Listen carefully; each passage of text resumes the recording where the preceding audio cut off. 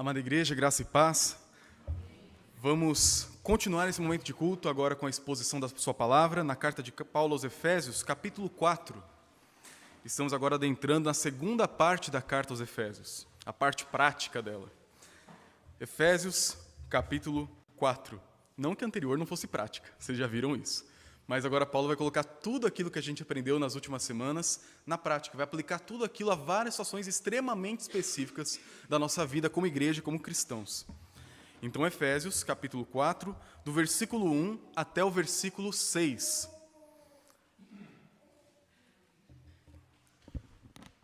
Efésios 4, do 1 ao 6, assim nos diz a palavra do nosso Deus.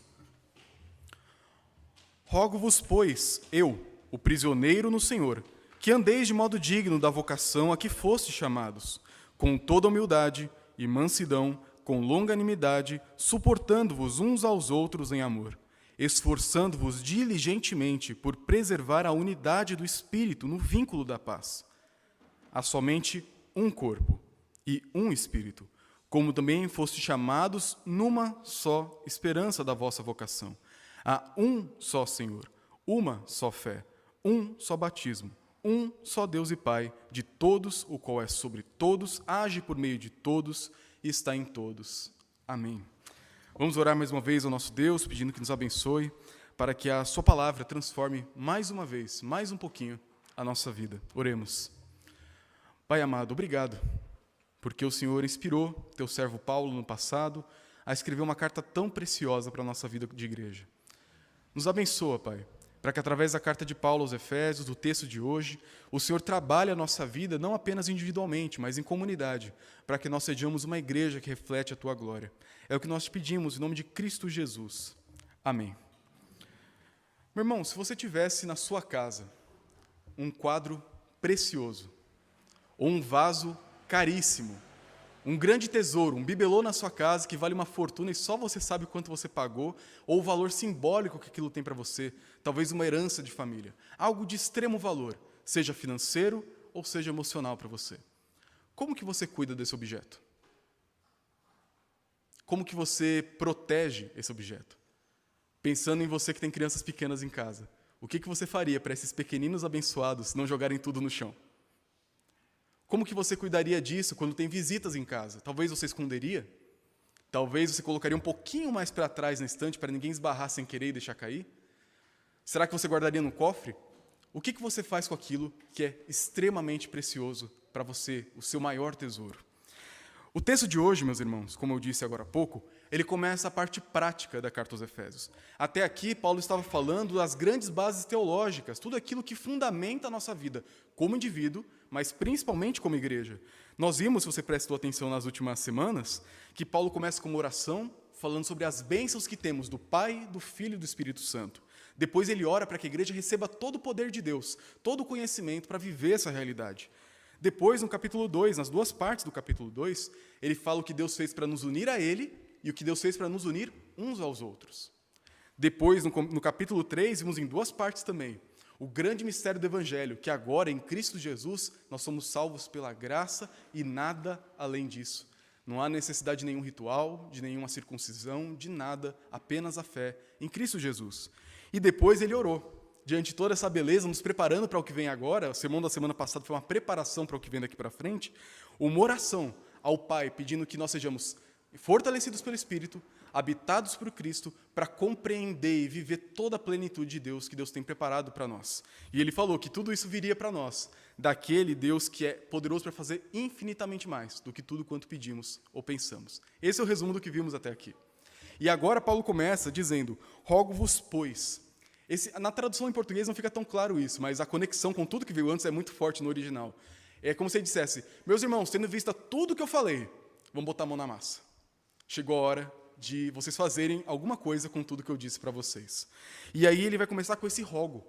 É um pedido muito sério do apóstolo Paulo. E como nós entendemos e cremos que a palavra vem de Deus, é inspirada pelo Senhor, é um pedido do próprio Deus para nós. Ou seja, tudo que eu falar hoje, eu digo isso porque é um texto difícil, não de entender, mas de praticar, é vontade de Deus. Então não ouça como minha opinião, ouça como a voz do seu Deus.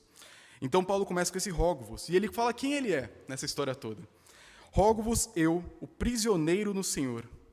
E a gente já viu antes, Paulo estava preso em Roma por causa do seu amor pelos gentios. E agora ele vai lembrar a gente disso. Mas por que, Paulo? Por que você quer que a gente lembre que você é um prisioneiro? Justamente porque o que ele vai pedir da gente agora é difícil de fazer. E o que eu vou falar com os irmãos hoje é justamente como Eliel mencionou. Nós estamos unidos para a união. Unidos para ficarmos mais unidos. Porque a nossa união como igreja é esse tesouro precioso. É aquilo pelo qual nós não podemos abrir mão de forma alguma. A unidade do corpo de Cristo é o maior tesouro que nós temos que lutar por aqui nessa terra. E veremos isso nesse texto em duas partes. Primeiro, Paulo vai falar para nós o que eu tenho que fazer para lutar pela essa união, nos versículos 1 a 3, e depois qual que é a base da nossa união, versículos 4 a 6. Então vamos por partes aqui. Paulo começa mostrando para nós o pedido dele. Rogo-vos, pois eu, Paulo, prisioneiro no Senhor, que andeis de modo digno da vocação a que fostes chamados. Então, o que Paulo quer de nós? Que andemos de modo digno da vocação a que fomos chamados. Só que ele fala que ele é prisioneiro. E por quê? Justamente porque Paulo quer constranger a gente. Paulo fala na carta a Filemon, um homem que era um ex-escravo, que ele cobra o Onésimo era o ex-escravo, ele fala com Filemon. E ele fala para o Filemon, Filemon, eu sei que como apóstolo do Senhor, eu poderia cobrar de você. Eu poderia mandar que você fizesse o que eu vou te falar aqui, mas eu vou te pedir como um irmão. Você entende muito bem o que Paulo quer. Faça. Ele pede como irmão, mas nas entrelinhas está. Faça o que eu estou te falando, porque eu estou falando da parte do Senhor. O que Paulo vai colocar aqui como prisioneiro é o seguinte, meus irmãos, olhem a maneira como eu vivi o Evangelho. Olha até que últimas consequências eu levo a sério a minha fé. Eu levei a minha fé tão sério, de maneira tão integral e compromissada com a minha vida, que eu estou preso por causa disso. Eu não estou preso por ser um bandido, um criminoso ou alguém desrespeitoso com as leis. Eu estou preso por amar e pregar o Evangelho aos gentios. E a minha fé me levou ao ponto de ser preso. Por isso, tendo em vista o meu exemplo com o apóstolo do Senhor que está preso em cadeias, vivam de forma digna. Ele diz isso porque ele sabe que talvez algum irmão vendo o restante do texto falaria assim, Paulo, é difícil isso aí, hein? Para você é fácil falar, mas, sabe, a minha vida é muito complicada. Você não conhece a minha igreja, não conhece meus irmãos lá na igreja. É muito complicado de fazer isso. E aí Paulo vai mostrar, olha, eu sei que é complicado. E olha o que eu fiz, porque é complicado. Gastei a minha vida. Então, façam o mesmo. Levem aquilo que eu estou falando a sério, as últimas consequências. Busquem isso com zelo, mesmo que vocês sejam presos disso. E qual que é essa grande vocação que nós somos chamados? Porque, afinal de contas, Paulo fala que nós somos chamados para uma vocação, e essa vocação tem que ser vivida de forma digna. E, em poucas palavras, é o seguinte, você foi chamado para ser herdeiro de Deus nessa terra, você vai começar a viver o reino de Deus nesse mundo, e você também foi agora um tijolinho no grande templo que Jesus está construindo, do qual ele é a cabeça. Nós vimos isso nas últimas semanas, é uma recapitulação de tudo que já vimos. Você é herdeiro de Deus, você recebeu as bênçãos celestiais, tem que viver como um príncipe nessa terra, de acordo com a dignidade do seu pai, e você também tem que lembrar que você é tijolo de um templo santo. E aí a bronca, entre aspas, de Paulo é a seguinte, lembre quem você é. Você não é de você mesmo. Você não é apenas um grupo social do qual você faz parte. Você é filho de Deus. E se você é filho de Deus, viva com dignidade o seu papel. E um teólogo, um pouco controverso do passado, falou uma vez o seguinte, sabe como que educam príncipes, quando são pequenininhos? Não é com surra. Porque quem é o educador que vai bater no filho do rei? O príncipe não é convencido por meio da bronca e da surra. Ele é convencido por conta da dignidade do seu papel. E é dessa forma que Paulo vai chamar a nossa atenção. Ele não vai ficar dando bronca e bronca e bronca. Ele vai falar, lembra quem você é. Lembra do que você era e do que Cristo te fez. Lembra agora das bênçãos celestiais que você tem direito. Lembra que agora você é um tijolo do templo santo do Senhor. Que você agora está alicerçado em amor um com os outros. Lembre-se de quem você é. Então, viva com dignidade essa excelência de posição que você tem. Então, Paulo não quer brigar. Ele quer que você lembre do seu valor e da sua posição. E, com base nisso, faça o que ele está te pedindo. E aí a pergunta que vem é, como? Como que eu posso andar de modo digno da vocação para a qual eu fui chamado? Como que eu posso viver o meu papel nesse mundo de forma digna? Essa é a pergunta que todos nós temos que fazer. E a resposta dele é difícil. Bem difícil. Porque ele vai dar 3 orientações para nós. Em primeiro lugar, com toda humildade, com toda mansidão e com toda longanimidade. São 3 coisas que a gente tem que fazer para preservar a nossa união. Porque é o que ele vai dizer mais para frente. Ele termina dizendo essas 3 características: suportando-vos uns aos outros em amor, esforçando-vos diligentemente para quê? Por preservar a unidade do Espírito no vínculo da paz. Então a base de Paulo é muito clara. Nós não temos que lutar pela união para criar união. Ela já foi criada. Lá no capítulo 2, versículos 19 a 22, ele diz o seguinte: assim já não sois estrangeiros e peregrinos, mas concidadãos, unidos numa nova cidadania dos santos. E sois família de Deus, edificados sobre o fundamento dos apóstolos e profetas, segundo ele mesmo, Cristo Jesus, a pedra angular, no qual todo edifício bem ajustado cresce para santuário dedicado ao Senhor, no qual também vós juntamente estáis sendo edificados para a habitação de Deus no Espírito. A união já foi feita. Você já é um com seu irmão. Você sentindo isso ou não, em maior ou em menor grau, se você é crente em Jesus Cristo, você já está unido. A união já existe. O que Paulo agora vai te chamar para fazer é proteger essa união, lutar pela união, preservar ela com todo o zelo da sua vida, mesmo que você vá preso, como ele foi, para que essa união seja preservada com essas 3 atitudes: humildade, mansidão e longanimidade. Então vamos ver rapidamente o que é cada uma delas, porque às vezes a gente lê isso aqui e pensa que é fácil. Você vai ver que não é nem um pouco fácil de fazer isso. Primeiro, com toda humildade. O que é humildade? A gente costuma associar humildade com pobreza, com gente que passa necessidade. O nosso dicionário brasileiro diria isso, talvez, do dia a dia. Mas humildade, para o apóstolo Paulo, a palavra que ele utiliza no original, tem a ideia de um tapete. É da onde surgiu a palavra tapete futuramente. O que Paulo quer dizer com humildade é que você se coloque de baixo. Que você não se considere superior a ninguém. Você não é o rei da cocada preta, você não é rei de nada, você não manda em nada, você não é melhor do que ninguém. Essa é a ideia de Paulo. Ser humilde é olhar para todas as pessoas ao seu redor, sejam elas crentes ou descrentes, quem for, e nunca se considerar superior. Nunca olhar para as pessoas de cima para baixo, com o nariz empinado. Quem é você para falar alguma coisa para mim? Quem é você para me exortar? Quem é você para me corrigir? Quem é você para falar o que eu devo ou não devo fazer com a minha vida? Humildade é uma das virtudes fundamentais da vida cristã. Humildade vai te conduzir a uma vida cristã sincera e real. Agostinho dizia que uma das virtudes mais importantes do cristão, as 3 virtudes mais importantes são humildade, humildade, humildade. Porque sem isso, todo o restante não faz sentido. O que Paulo quer para aquela igreja e para nós hoje é que você aprenda o seu lugar. Lembre quem você é.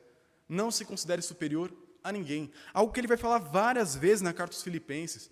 Não se considerem superiores a ninguém, mas antes os outros superiores a vocês mesmos. Lembrem-se de Cristo, é o grande coração da carta aos Filipenses, que sendo Deus, não ficou dando carteirada falando que era Deus.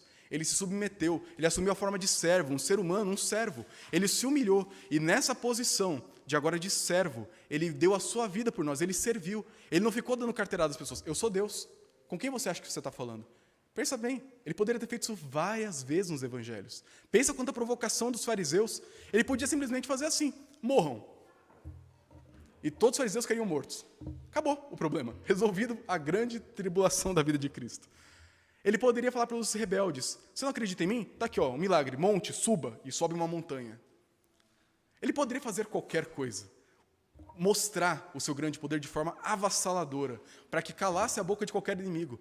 Mas o que ele faz? Responde com humildade, com mansidão, com domínio próprio.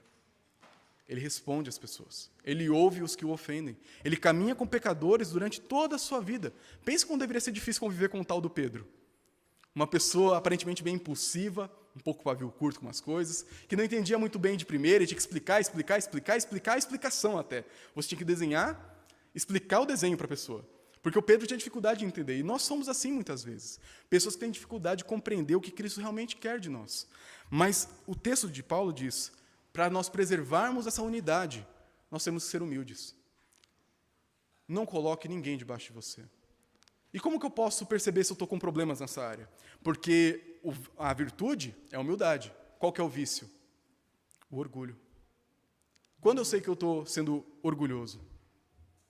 Quando você não deixa ninguém te corrigir. Você sempre está certo. O pessoal até brinca, né, que no casamento é assim.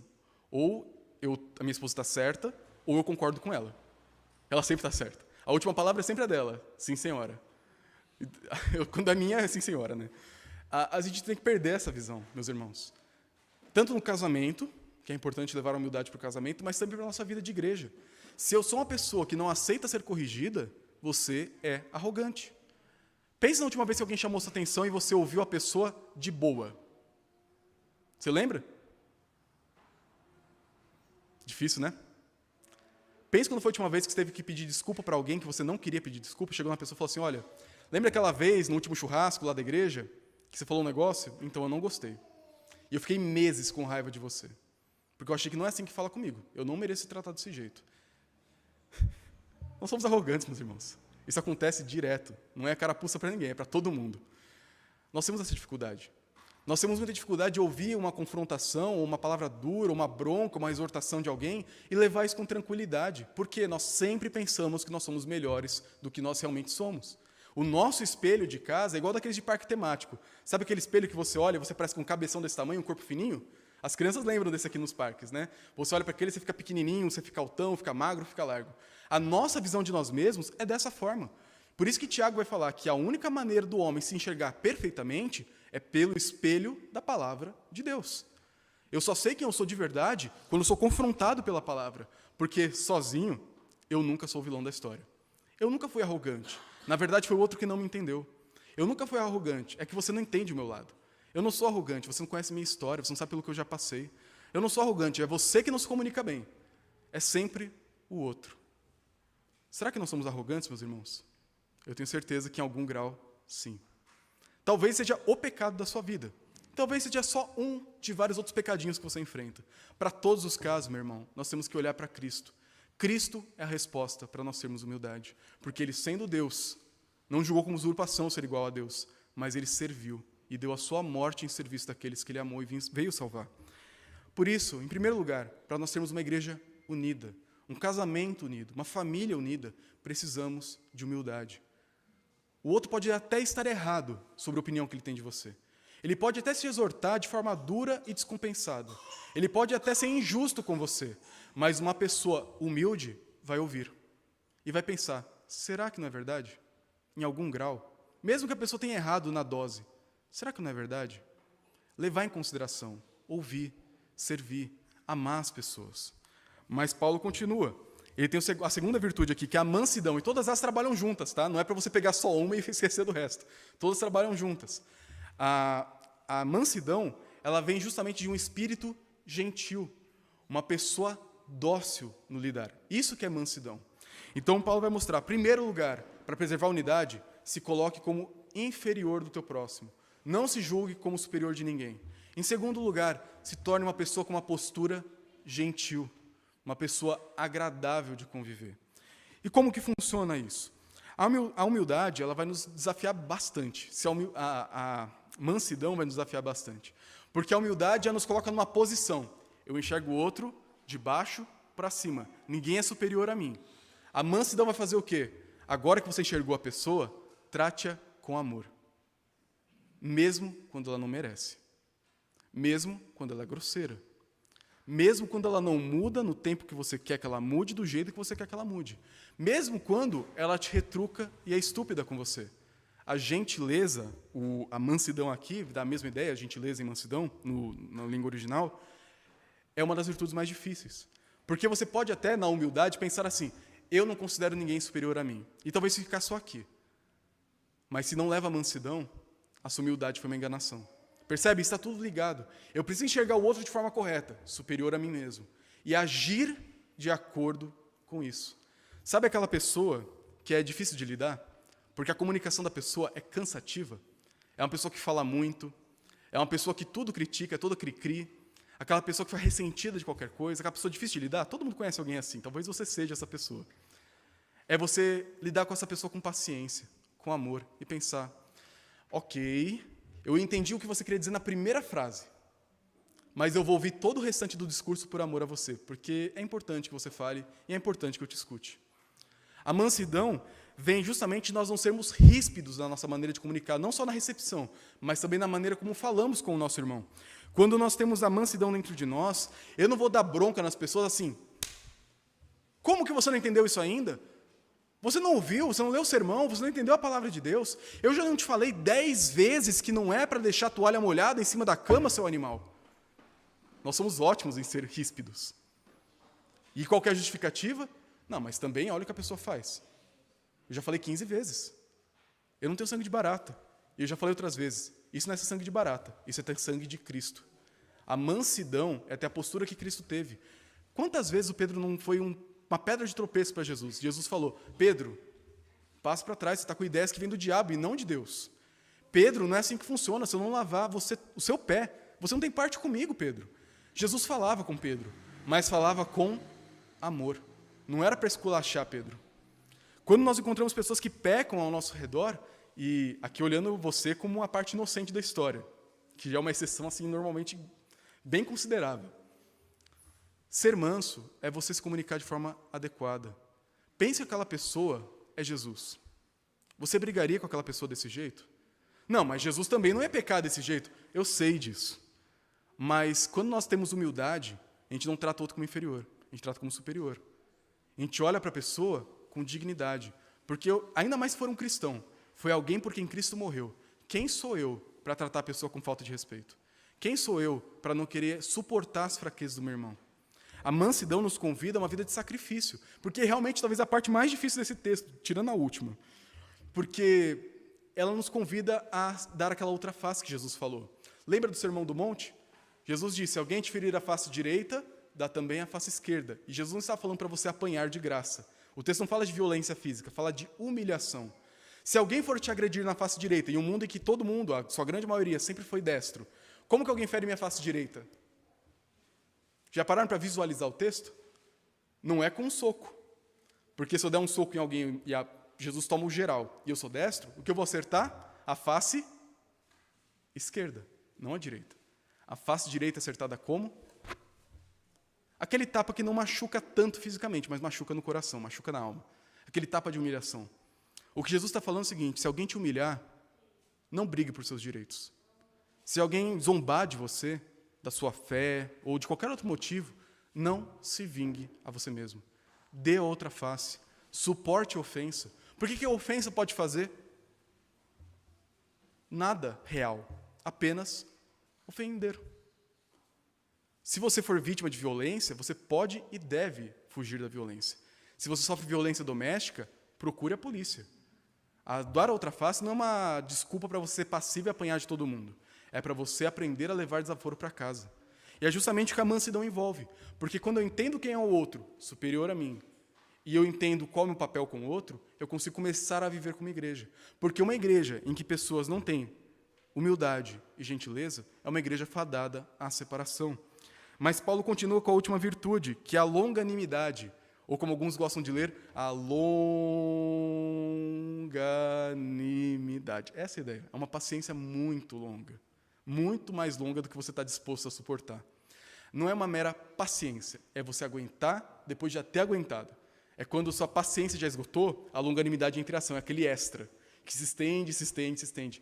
Eu já disse, meus irmãos, nada do que Paulo está falando aqui é fácil, por isso que ele fala, lembrem de mim como escravo do Senhor, preso por causa do Evangelho. Eu estou falando isso para vocês porque eu sei o que é fazer. Eu não estou falando só da boca para fora, eu tenho experiência, lugar de fala, como gostam de dizer, para pedir isso de vocês, em nome do Senhor. Então, o que é essa longanimidade na prática, na igreja e na nossa vida de forma geral?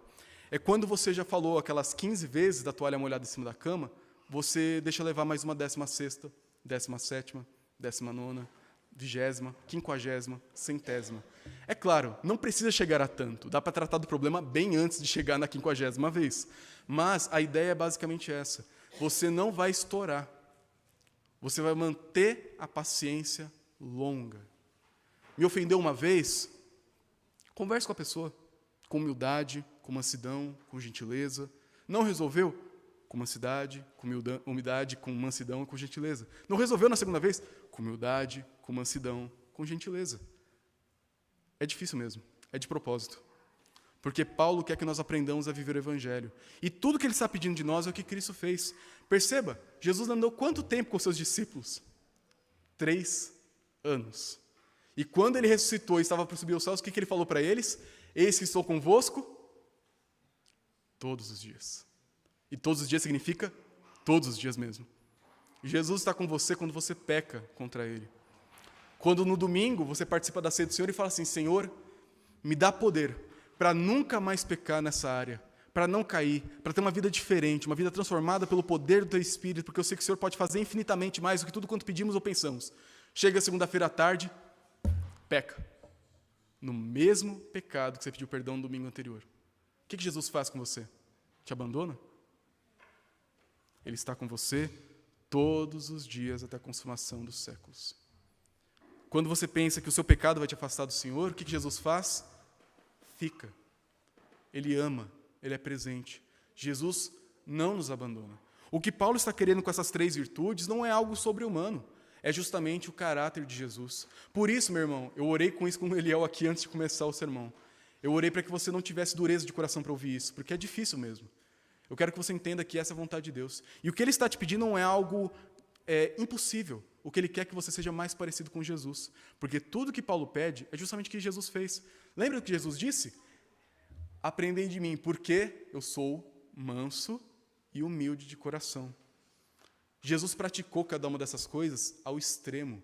Ele caminha com a gente todos os dias. Ele sabe o que é suportar falhas e ofensas. Ele sabe o que é ser gentil com quem não merece. Ele sabe o que é ser humilde com criaturas de pó que Ele mesmo criou, mas que não o tratam como Criador e Salvador. Jesus sabe o que é isso. E Paulo quer que nós tenhamos o caráter de Jesus. E ele vai ser formado. E aqui é o ponto muito importante, meus irmãos. Não é por ativismo, mas é pelo poder do Espírito, a habitação de Cristo e a plenitude do conhecimento de Deus que vimos semana passada. Somente quando você depende de Deus para a mudança que essas coisas podem acontecer. E nós precisamos, como igreja, tomar essa responsabilidade para nós e pensar, a igreja da Freguesia do Ó é minha responsabilidade. A minha família é minha responsabilidade. O meu casamento é a minha responsabilidade. Em cada uma dessas instâncias, eu sou ministro de Cristo ali, para mostrar o caráter de Jesus, para demonstrar o amor de Deus a essas pessoas, a humildade de Jesus, a mansidão de Jesus e a longanimidade de Jesus. Porque quando eu cumpro esse compromisso para mim, essa bronca para mim, algo diferente pode acontecer. Paulo quer que nós façamos isso de uma forma muito interessante, a gente já vai voltar a nos suportar. Mas ele fala no versículo 3, esforçando-vos diligentemente.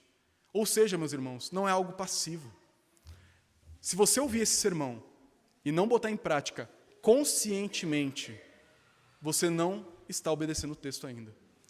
Você não pode simplesmente falar assim, Senhor, me torne mais humilde, mais manso e mais longânimo. Você tem que botar a mão na massa. É o que Paulo quer dizer com esforçando-vos diligentemente. Não é para você ficar sentado ou esperar que um anjo do céu venha e faça isso por você. Você tem que fazer. Você tem que enxergar, esse é o meu dever na igreja, na família e no casamento. Esse é o meu dever em todo lugar que eu estiver. Porque quando eu faço isso e luto por isso no poder do Espírito Santo, a unidade é preservada. Uma igreja cheia de pessoas humildes, mansas e longânimas é uma igreja unida. Não só da boca para fora, mas de fato e de verdade. E Paulo termina mostrando a forma como isso vai ser expressado, no versículo 2, dizendo, suportando-vos uns aos outros em amor. E no começo do ano tivemos uma classe escola dominical conjunta em janeiro, em que falamos sobre uma igreja acolhedora. E em um dos domingos a gente falou sobre esse texto aqui, você lembra desse dia? E eu perguntei para vocês, irmãos, o que é suportar uns aos outros em amor? E alguns fizeram assim, é dar suporte. Isso ficou muito popularizado, mas é mentira. Não é dar suporte para as pessoas, ser um suporte para os outros. É realmente aguentar gente chata. Literalmente. É suportar de aturar. É isso que Paulo queria. Um professor meu da época do seminário escreveu um artigo de várias páginas só para provar esse ponto no grego. De tanto que isso é necessário. Porque como igreja, o que a gente faz? Eu luto, eu esforço, eu quero ter uma unidade na igreja, mas olha, tem hora que não dá não. E Paulo fala, olha, você tem que ter humildade, você tem que ter gentileza, você tem que ter longanimidade, suportando mesmo. É para aturar, é para aguentar, é para andar aquela segunda milha, como Jesus falou no Sermão do Monte. É para aguentar depois que tudo já parece que não tem mais uma gota de paciência. Suporte em amor. Porque aquela pessoa, na igreja que está suportando, é filho de Deus. E de novo, meus irmãos, não é para você suportar eternamente, no sentido de não fazer nada além de suportar. A Bíblia fala em Mateus 18 como nós lidamos quando alguém nos ofende. Você que foi ofendido, deve ir até a pessoa que te ofendeu e você falar com ela. Não resolveu? Chame uma testemunha. Não resolveu? Chame a igreja. E aí a disciplina eclesiástica aplicada é uma pessoa que não se arrepende. Se você se arrependeu, tudo bem, volta ao normal. Mas nós temos que fazer alguma coisa no meio do caminho. Mas enquanto essas medidas são tomadas, a gente tem que aprender a engolir sapo. A gente tem que aprender a suportar gente insuportável. A gente tem que aprender a lidar com pessoas que parece que só existem nesse mundo para nos atormentar. Jesus te colocou no mundo para isso também. Porque foi justamente o que ele fez. A Leila, na oração dela, começou falando o quê? Vocês prestaram atenção? Santo, santo, santo. Como que você acha que um Deus santo, santo, santo olharia para uma família que peca, peca, peca? Com muita paciência, com muito amor. Tudo que Paulo está pedindo para nós aqui não é impossível. É alcançável pela dependência do poder do Espírito Santo, a habitação de Cristo no nosso coração e o poder da plenitude de Deus que vem sobre nós. Quando nós entendemos que esse é o nosso objetivo como igreja, lutar diligentemente, com todo esforço, para preservar a unidade do Espírito no vínculo da paz, nós podemos então ter uma igreja mais unida, uma família mais unida, um casamento mais unido, uma amizade mais unida. Quando eu entendo que o meu papel nesse mundo é ter o caráter de Jesus e buscar a unidade e a reconciliação, a história pode mudar. Famílias fragmentadas podem ser reestruturadas. Casamentos que estão por um fio podem ser restaurados. Amizades que sofreram muito podem ser fortalecidas. E igrejas, a ponto de se separar, podem ser fortalecidas, se tornar um só corpo de fato e de verdade, como Cristo já fez na cruz, ao nos reconciliar uns com os outros e com Deus. E Paulo vai continuar agora. Do versículo 4 ao versículo 6, ele vai falar qual que é a base dessa unidade. Porque, afinal de contas, eu tenho que fazer tudo isso, mas por que eu faço isso? Até que ponto eu luto para que a minha igreja, agora olhando mais especificamente para a igreja, viva na união? Até que ponto eu tenho que insistir com pessoas diferentes de mim para que a gente viva unido, no vínculo da paz, como ele acabou de dizer? E aí Paulo vai mencionar para nós um credo. Um credo que nem o credo apostólico, crer em Deus Pai Todo-Poderoso, agora um credo em 7 pontos. 7 unidades que a igreja tem que ter para poder viver unida. Porque o ponto de Paulo, nas entrelinhas, é basicamente o seguinte, foi algo que Deus colocou no meu coração e entendo que faz todo sentido com base nesse texto, que é o seguinte, uma igreja com problemas doutrinários ainda pode ser uma igreja. Não estou falando que o erro é certo, ok? Existe uma diferença entre erro e heresia. Heresia te desvia do reino de Deus e te leva para o inferno. Erro é uma percepção errada, é um ensino equivocado, é uma perspectiva errada, quando você olha para o grande mar de perspectivas e você não está correto, diante de várias opções, talvez, de interpretação de alguns textos. Nós podemos estar errados e ainda assim ser igrejas. Mas se nós não estamos unidos, nós nunca seremos igreja.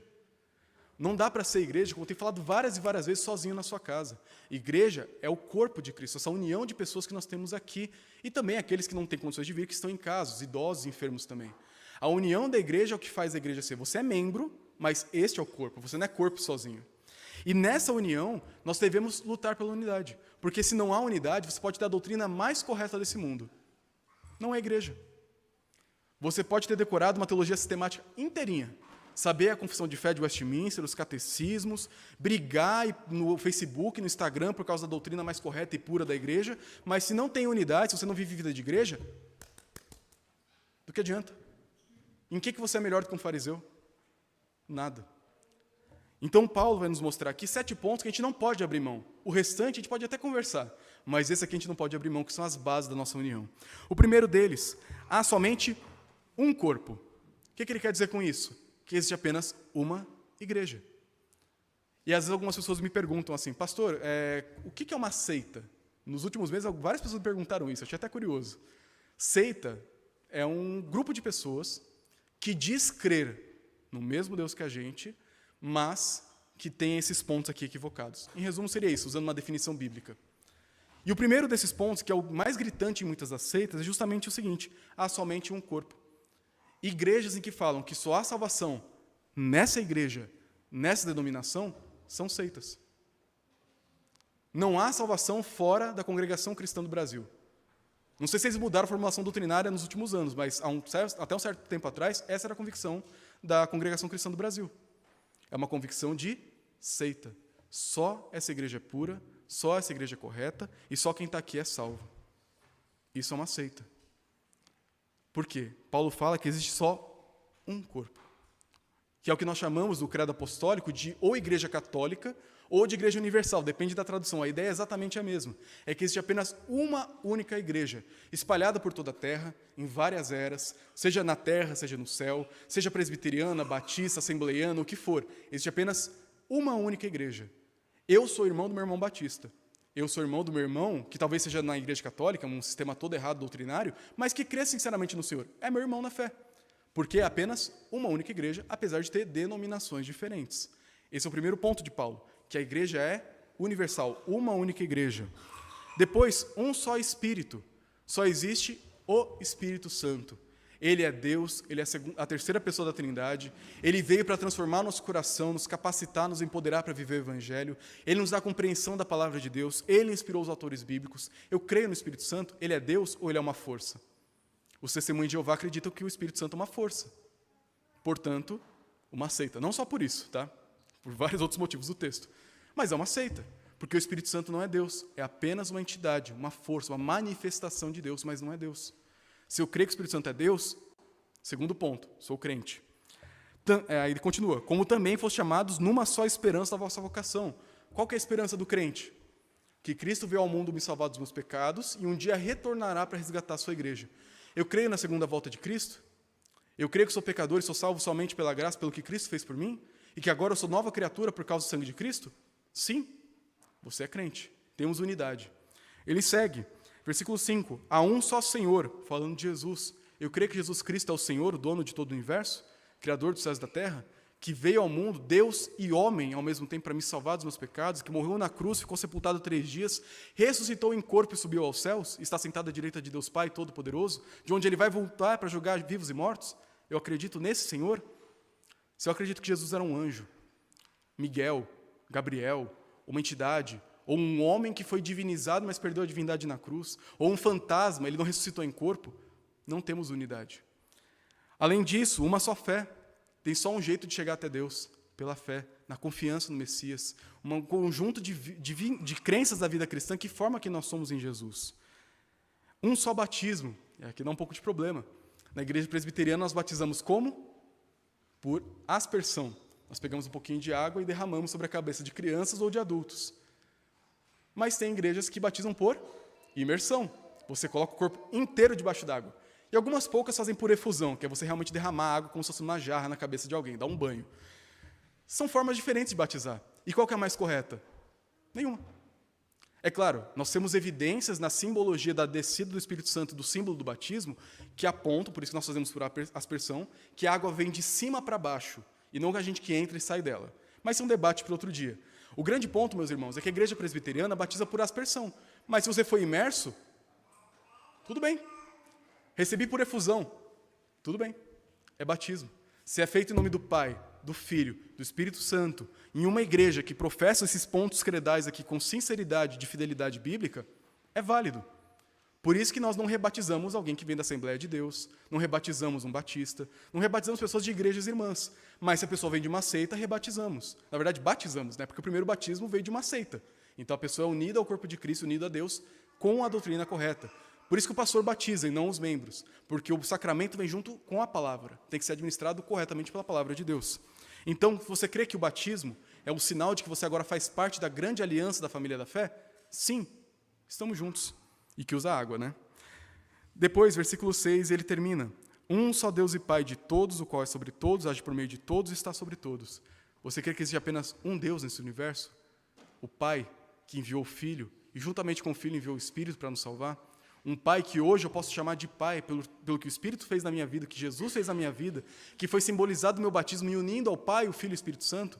Você crê em um Deus, o Pai, que é aquele que é sobre todos, que é o Pai de todos, que age por meio de todos e está em todos? E aqui é todos os crentes, tá?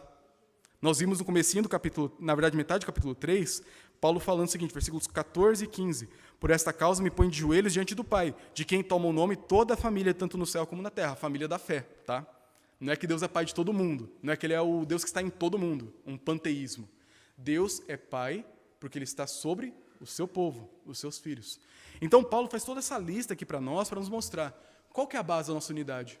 Esses 7 pontos. Você crê nesses 7 pontos? Sim, lutemos para ficar juntos. Lutemos pela nossa unidade. Não, mas eu discordo da forma do batismo. Lutemos para ficar juntos. Eu tenho dificuldade com alguns pontos da minha fé, eu ainda não entendo muito bem, mas quero aprender. Vamos lutar para ficar juntos. Eu ainda tenho dificuldade de me relacionar com algumas pessoas na igreja. Sendo bem sincero, pastor, eu tenho dificuldade de lidar com o meu irmão Fábio. Tudo bem, vamos lutar para ficar juntos. Se a gente tem dificuldades e erros, devemos lutar para ficar juntos. Se temos heresias, aí temos que confrontar e talvez até separar a comunhão. Por isso que o ecumenismo é tão perigoso. Mas nós podemos e devemos lutar pela unidade. Não só nossa como corpo de Cristo, mas agora olhando para o final, de forma mais ampla, como famílias da fé. Várias igrejas evangélicas que creem no Messias e creem nesses 7 pontos corretamente. Nós somos presbiterianos, já disse para vocês, por convicção. Se eu não fosse por convicção, eu não seria pastor presbiteriano. Eu seria assembleiano, eu seria batista, e tudo bem, vida que segue. Mas eu tenho convicção na minha doutrina.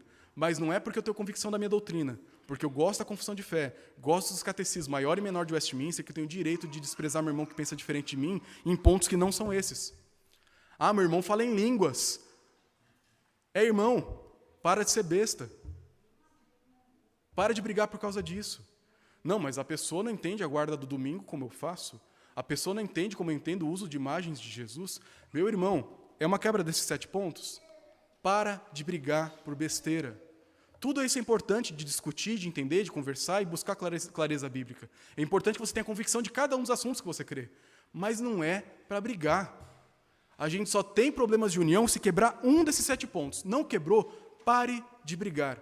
Pare de lacrar com seu irmão na internet. Tem gente que gosta muito daquele programa de debates, vejam só, que em muitos sentidos é uma bênção. É muito bom ouvir os debates e os argumentos.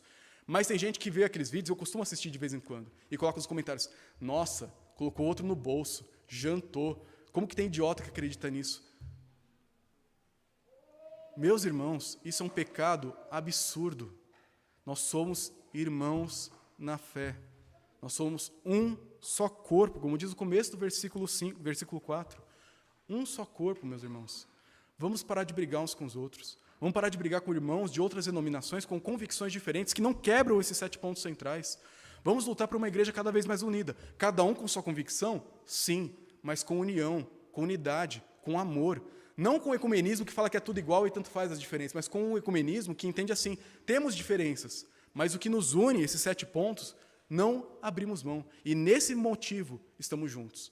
Capelanias hospitalares, capelania policial, auxílio emergencial a situações de problemas sociais no nosso Brasil. Nós podemos estar juntos, desde que nós não quebremos esses 7 pontos em nome da unidade. Por isso, meus irmãos, recapitulando o que nós vimos até aqui, devemos lutar por uma igreja unida. Uma igreja unida que não abre mão dos 7 pontos, mas que naquilo que não fere isso, que pratica humildade, mansidão e longanimidade. No que estiver ao seu alcance, se esforce diligentemente para preservar o vínculo da paz, a unidade do Espírito que nós temos. Não se torne Satanás. Não lute contra o Espírito Santo, querendo separar a igreja. E aí, termino com algumas breves aplicações que você já imagina onde eu quero chegar. Se você tem problema com alguém aqui na igreja, resolva. É sua obrigação. Não é minha como pastor. Eu só vou interferir em um problema entre vocês se chegar no 3º passo lá de Mateus 18. Depois que você chegar na pessoa e conversar, não resolver, chamar uma testemunha e não resolver, então chegar no conselho, aí eu vou me meter na história. Até lá, é sua obrigação fazer isso. Se alguém te ofendeu, se alguém te magoou, se você tem problema com alguém, vá e resolva. Não sou eu que estou mandando, é o apóstolo Paulo.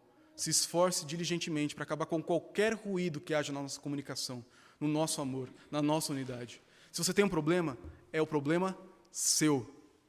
E você tem que fazer algo para resolver isso, para que nós possamos caminhar todos juntos. Mas, em segundo lugar, como igreja, se você tem tido dificuldades com igreja, eu falei alguns domingos atrás, no sermão de Efésios 2, nós somos uma igreja formada de várias igrejas menores. Essa igreja que foi formada pela igreja do Hebron, igreja da freguesia do Ó, o pessoal que veio do Monte Alegre, e várias pessoas que foram chegando no meio do caminho de outros momentos, ou até mesmo convertidas ao Evangelho e chegaram aqui. Se você tem problema com algum grupo dessa igreja, o pessoal da freguesia, o pessoal do Hebron, o pessoal do Monte Alegre, ou os novos que chegaram, pare de ser Satanás. Pegue essa rebeldia no seu coração, essa desunião, e jogue ela no inferno. Peça perdão a Deus e busque amar essas pessoas. Talvez você vai ter que trocar de lugar no que você senta na igreja.